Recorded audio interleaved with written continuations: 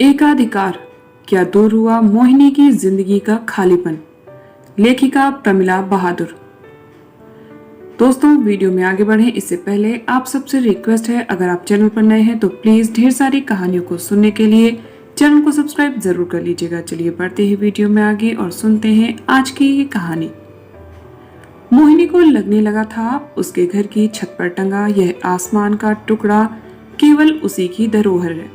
बचपन से लेकर आज तक वह उसके साथ अपना सुख दुख बांटती आई है। गुड़ियों से खेलना बंद कर जब वह कॉलेज की किताबों तक पहुंची तो यह आसमान का टुकड़ा उसके साथ साथ चलता रहा। फिर जब चाचा चाची ने उसका हाथ किसी अजनबी के हाथ में थमाकर उसे विदा कर दिया, तब भी यह आसमान का नन्हा टुकड़ा चोरी चोरी उसके साथ चला आया। तब मोहिनी को लगा कि वह ससुराल अकेली नहीं आई, कोई है उसके साथ। उस भरे पूरे परिवार में पति के प्यार की संपूर्ण अधिकारिणी होने पर भी उसके हृदय का कोई कोना इन सारे सामाजिक बंधनों से परे नितांत खाली था और उसे वह अपनी कल्पना के रंगों से इच्छानुसार सजाती रहती थी। मोहिनी के माता पिता बचपन में ही चल बसे थे। माँ की तो उसे याद भी न थी। हाँ, पिता की कोई धुंधली सी आकृति उसके अचेतन मन पर कभी कभी उभरती थी। किसी जमाने के पुराने रईसों का उनका परिवार था, जिसमें बड़े चाचा के बच्चों के साथ पलती बढ़ती मोहिनी को यूं तो कोई अभाव न था, किंतु जब कभी कोई रिश्तेदार उसे बेचारी कहकर प्यार करने का उपक्रम करता तो वह छिटक कर दूर जा खड़ी होती और सोचती, वह बेचारी क्यों है? बिंदु व मीनू को तो कोई बेचारी नहीं कहता। एक दिन उसने बड़े चाचा के सम्मुख आखिर अपना प्रश्न रख दिया, पिताजी, मैं बेचारी क्यों हूँ? इस अचानक किए गए भोले प्रश्न पर श्यामलाल अपनी छोटी सी मासूम भतीजी का मुंह ताकते रह गए। उन्होंने उसे पास खींचकर अपने से चिपटा लिया। अपने छोटे भाई की याद में उनकी आंखें भर आई थीं, जिससे वे बेहद प्यार करते थे। उसकी एकमात्र बेटी को उसकी अमानत मानकर भरसक लाड प्यार से पाल रहे थे। यूं तो चाची भी स्नेहमयी महिला थी, किंतु जब वे अपनी दोनों बेटियों को अगल बगल लिटाकर अपने साथ सुलाती तो दूर खड़ी मोहिनी उदास आंखों से उनका मुंह देखती।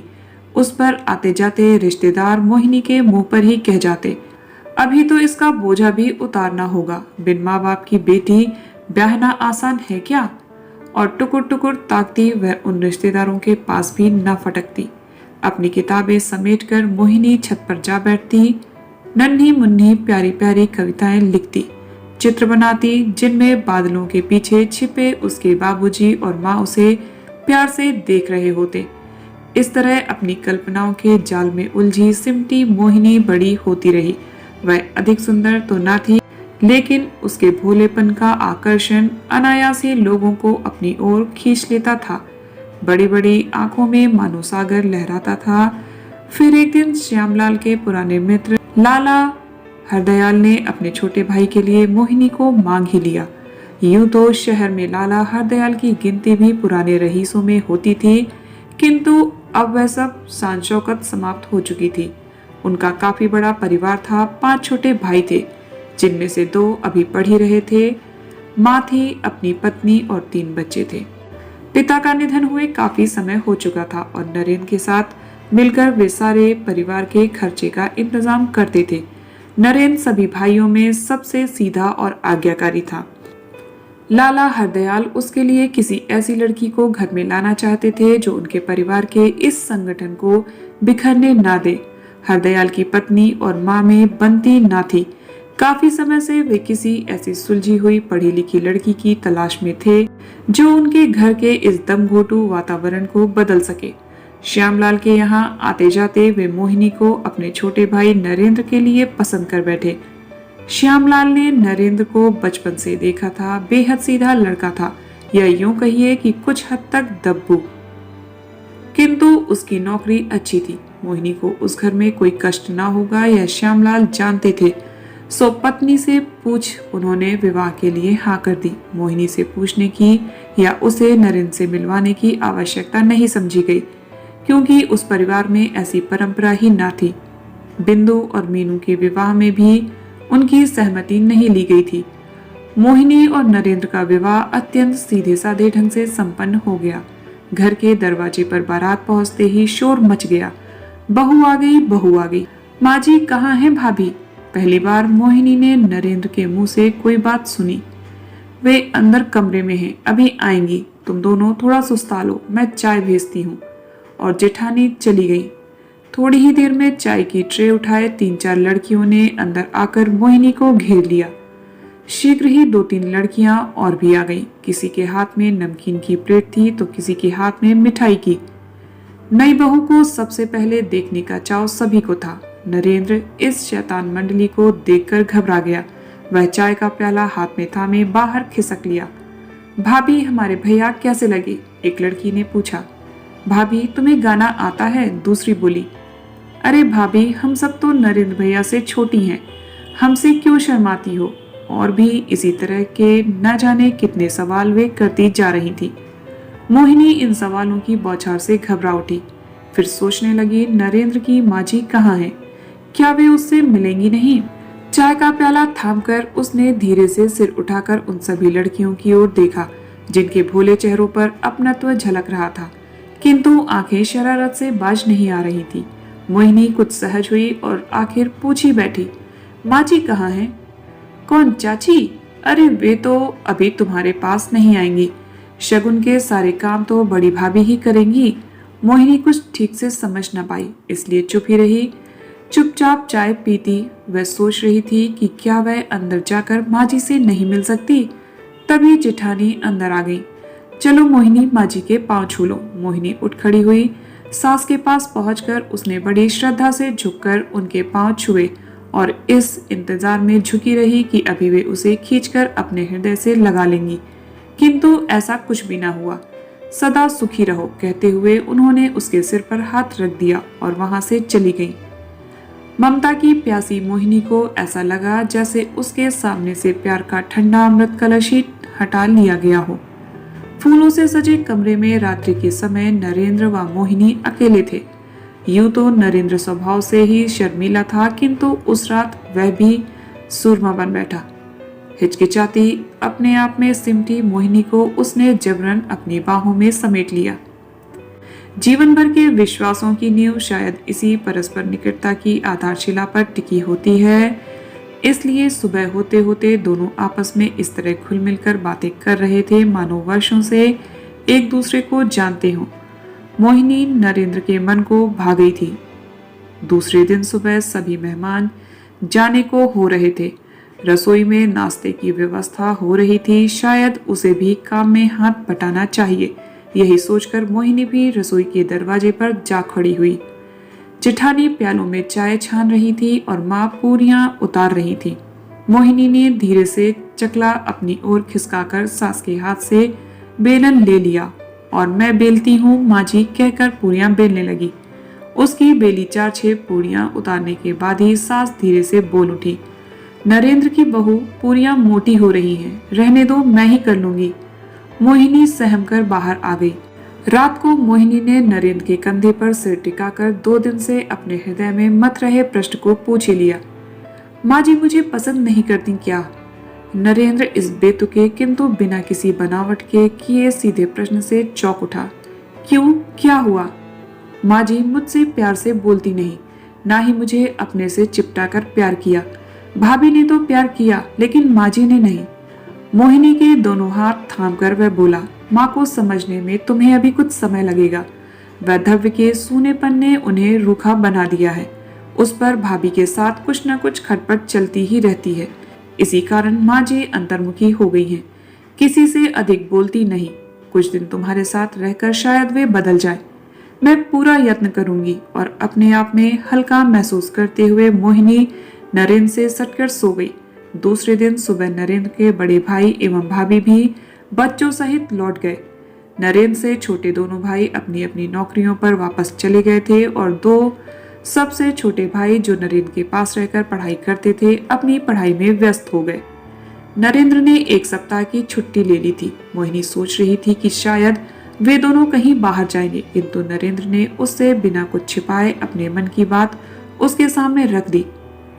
माँ जी और दोनों छोटे भाइयों को अकेले छोड़कर हमारा घूमने जाना उचित नहीं। मोहिनी खुशी खुशी पति की बात मान गई थी। उसे तो वैसे भी अपने दोनों छोटे देवर बहुत प्यारे लगते थे। मायके में बहनें तो थीं लेकिन छोटा भाई नहीं। हृदय के किसी कोने में छिपा यह अभाव भी मानो पूरा होने को था, किंतु वे दोनों तो उससे इस कदर शर्माते थे कि दूर दूर से केवल देखते भर रहते थे। कभी मोहिनी से आंखें मिल जाती तो शर्माकर मुंह छुपा लेते। तब मोहिनी हंसकर रह जाती और सोचती कभी तो उससे खुलेंगे। एक दिन मोहिनी को अवसर मिल ही गया। दोपहर का समय था। नरेंद्र किसी काम से बाहर गए हुए थे और माँ पड़ोस में किसी से मिलने गई हुई थी। अचानक दोनों देवर रमेश और सुरेश किताबें उठाए स्कूल से वापस आ गए। माँ जल्दी से खाना दो, स्कूल में छुट्टी हो गई है, अब हम मैच खेलने जा रहे हैं। किताबें पटक कर दोनों रसोई में आ धमके, किंतु वहां माँ को ना पा दोनों पलटे तो दरवाजे पर भाभी खड़ी थी, हंसती मुस्कुराती। मैं खाना दे दूं? मोहिनी ने हंसकर पूछा तो दोनों सकचा कर बोले, नहीं, माँ ही दे देंगी। वे कहाँ गई हैं? पड़ोस में किसी से मिलने गई हैं। उन्हें तो मालूम नहीं था कि आप दोनों आने वाले हैं। चलिए मैं गरम गरम पराठे सेक देती हूँ। मोहिनी ने रसोई में रखी छोटी सी मेज पर प्लेटें लगा दी। सुबह सुबह जल्दी से सब यहीं इसी मेज पर खा पी कर भागते थे। मोहिनी ने फ्रिज से सब्जी निकालकर गरम की। कटा हुआ प्याज, हरी मिर्च, अचार सब कुछ मेज पर रखा। फ्रिज में दही दिखाई दिया तो उसका रायता भी बना दिया।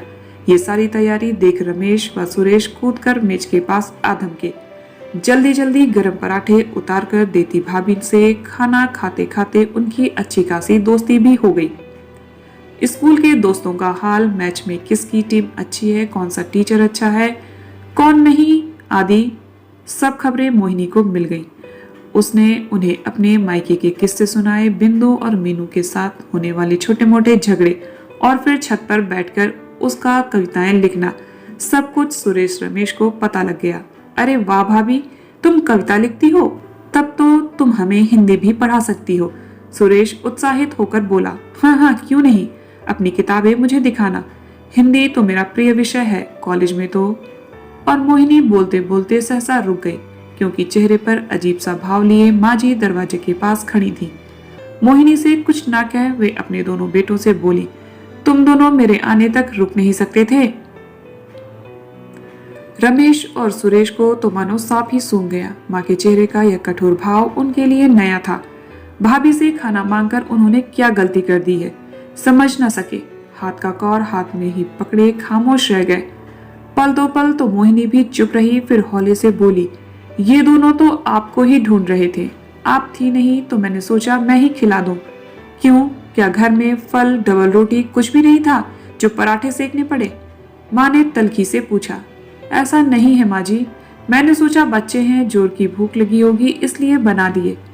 तुम्हारे बच्चे तो नहीं है ना, मैं खुद ही निपट लेती आकर।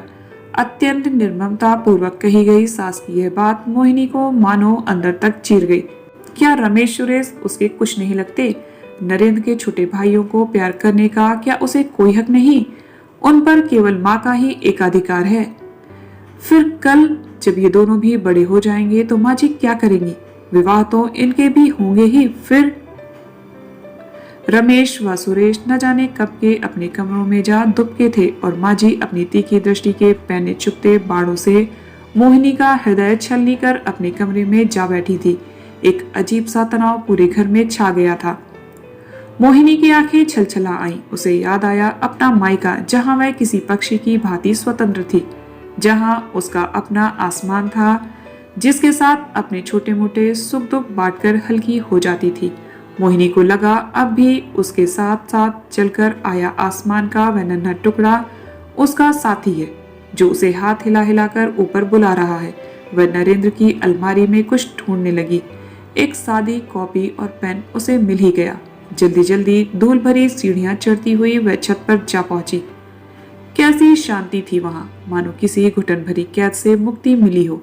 मन किसी पक्षी की भांति बहती हवा के साथ उड़ने लगा।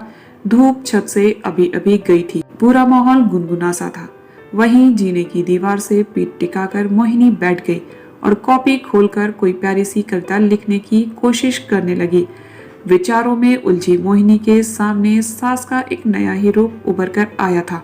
उसे लगा व्यर्थ ही वह माँ जी से अपने लिए प्यार की आशा लगाए बैठी थी। इनके प्यार का दायरा तो इतना सीमित संकुचित है कि उसमें उसके लिए जगह बन ही नहीं सकती। और जैसे जैसे उनके बेटों के विवाह होते जाएंगे यह दायरा और भी सीमित होता जाएगा, इतना सीमित कि उसमें अकेली माँ जी ही बचेंगी। मोहिनी के मुंह में न जाने कैसी कड़वाहट सी खुल गई। उसका हृदय वितृष्णा से भर उठा। जीवन का एक नया ही पक्ष उसने देखा था। शायद नरेंद्र भी 23 वर्षों में अपनी माँ को इतना ना जान पाए होंगे जितना इन कुछ पलों में मोहिनी जान गई। साथ ही यह भी जान गई कि प्यार यदि बांटा ना जाए तो कितना स्वार्थी हो सकता है। मोहिनी ने मन ही मन एक निश्चय किया कि वह प्यार को इन संकुचित सीमाओं में कैद नहीं करेगी। माँ जी को बदलना ही होगा। प्यार के इस सुंदर कोमल रूप से उन्हें परिचित कराना ही होगा। तो दोस्तों, आपको ये कहानी कैसी लगी कमेंट करके जरूर बताइएगा। इसी तरह की ढेर सारी कहानियों को सुनने के लिए चैनल को सब्सक्राइब जरूर कर लीजिएगा। मिलते हैं नेक्स्ट वीडियो में एक और नई कहानी के साथ। तब तक आप सब हंसते रहिए, मुस्कुराते रहिए, खुश रहिए। Bye bye, take care.